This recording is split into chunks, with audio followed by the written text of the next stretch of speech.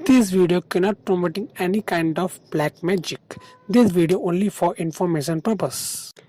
यह वीडियो किसी भी तरह काला जादू को प्रोत्साहित नहीं करता है। यह वीडियो केवल जानकारी के लिए बनाया गया है।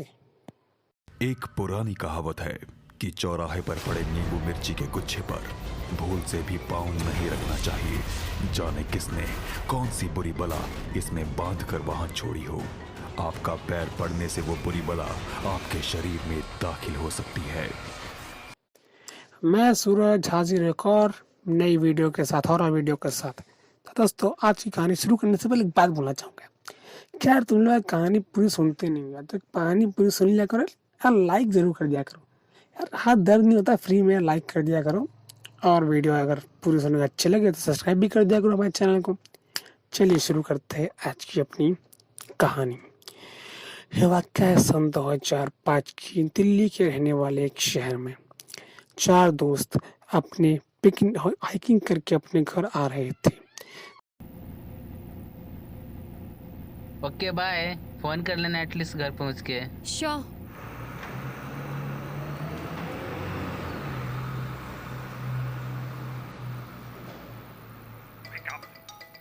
एक मिनट, मम्मा का फोन है।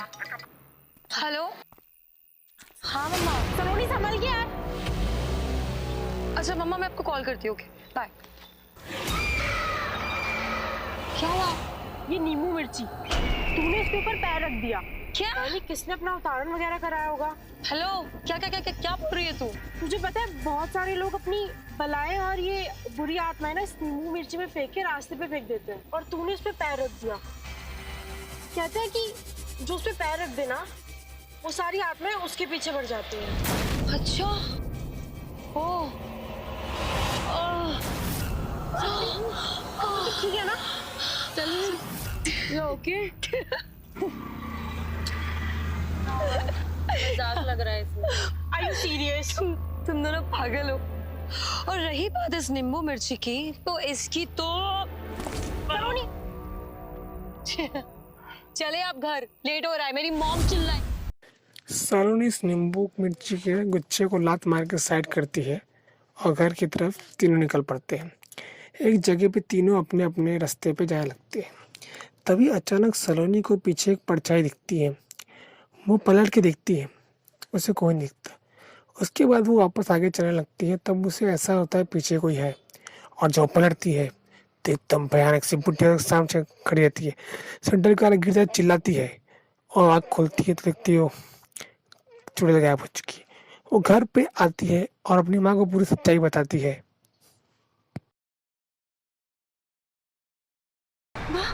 हाँ? मुझे लगा मैंने भूत देखा। भूत? भूत देखा? पागल लड़की, कहाँ देखा तूने भूत? माँ अब मजाक में ले रही है यार, मैंने भूत देखा। सच में? अच्छा ठीक है, मैं मजाक नहीं करती। चल बता क्या हुआ है?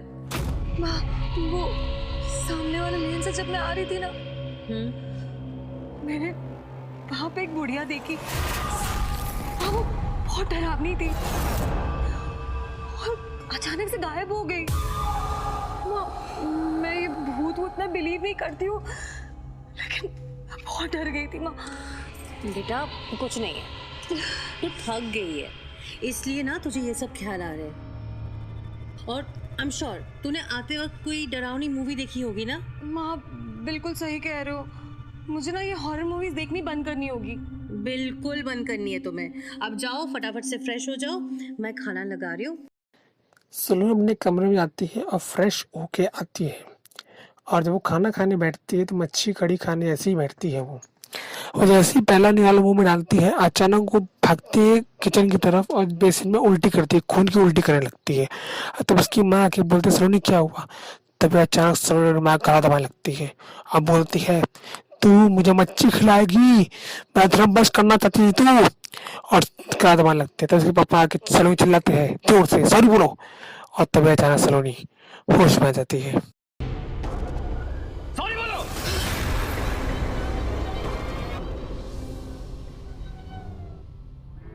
मम्मा, पापा, ये ब्लड, ये क्या हुआ मम्मी? क्या मतलब? कॉलेज में तुम एक्टिंग भी सीख गई हो। तुमको मालूम नहीं तुमने अपनी माँ से किस तरह से बात किया थी? अरे लेकिन मैंने क्या कहा मम्मा को? Go to your room. अरे लेकिन पापा मैंने क्या? Go, I said. सलोनी अपने कमरे में जाकर सो जाती है और ठीक सुबह ठीक 11 बजे भी सलोनी उठी नहीं रहती है। तो उसकी माँ उसके अपनी नौकरानी को बोलती है, जाओ सलोनी को उठा के लेके आओ। सलोनी बेबी,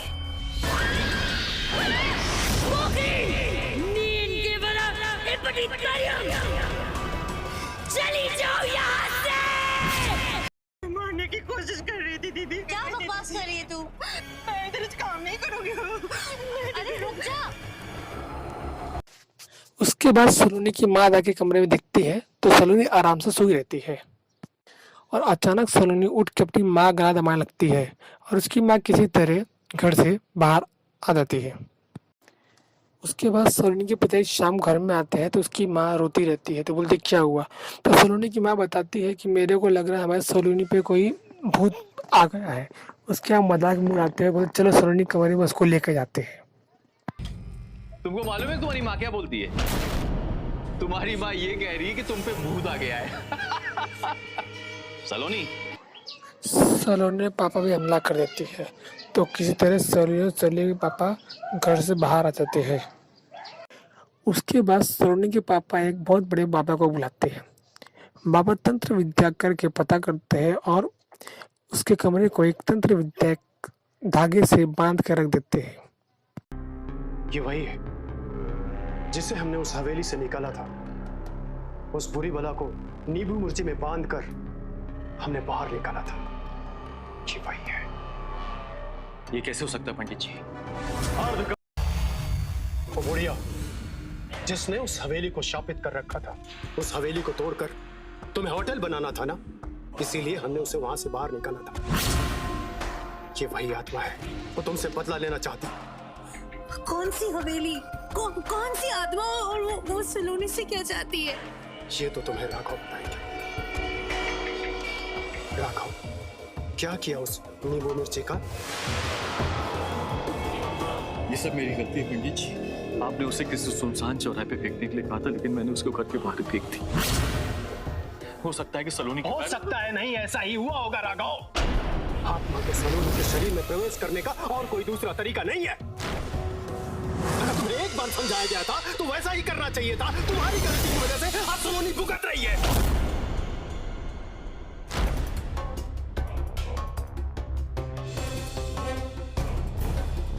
खैर, जो हुआ सो हुआ। सलोनी के शरीर से उस आत्मा को निकालने के लिए हमें वहां उत्तारण करना होगा और उसी हवेली में जाना होगा। पंडित जी, हम अभी जाएंगे पंडित जी, इसी वक्त। राघव, ये कोई मामूली टोटका नहीं है जिसे जब चाहा जहां चाहा जैसे चाह कर दिया। ये बहुत बड़ी और बहुत ही खतरनाक पूजा है। 2 दिन के बाद आधी रात को उसका मुहूर्त है। उसी समय हमें महाउत्तारण करना होगा और उसी हवेली में जाकर। लेकिन याद रहे, जब तक पूजा नहीं हो जाती तब तक सलोनी के कमरे में कोई भी नहीं जाएगा। बाबा उस कमरे में आकर तंत्र विद्या करके उस आत्मा को वापस उस नींबू में बंद कर देते हैं और इस टाइम उसे अच्छे इफेक्ट निकले थे। तो दोस्तों, ये थी मेरी कहानी। आप भी होशियार रहिए। रास्ते पे नींबू मिर्ची गुच्छे पैर रखने से पहले एक बार जरूर सोच ले। अगर वीडियो अच्छी लगे तो लाइक करें, हमारे चैनल पर नया है सब्सक्राइब करें और कमेंट जरूर करें। तब तक मिलूंगा आपको अगली वीडियो में। तब तक के लिए अलविदा दोस्तों।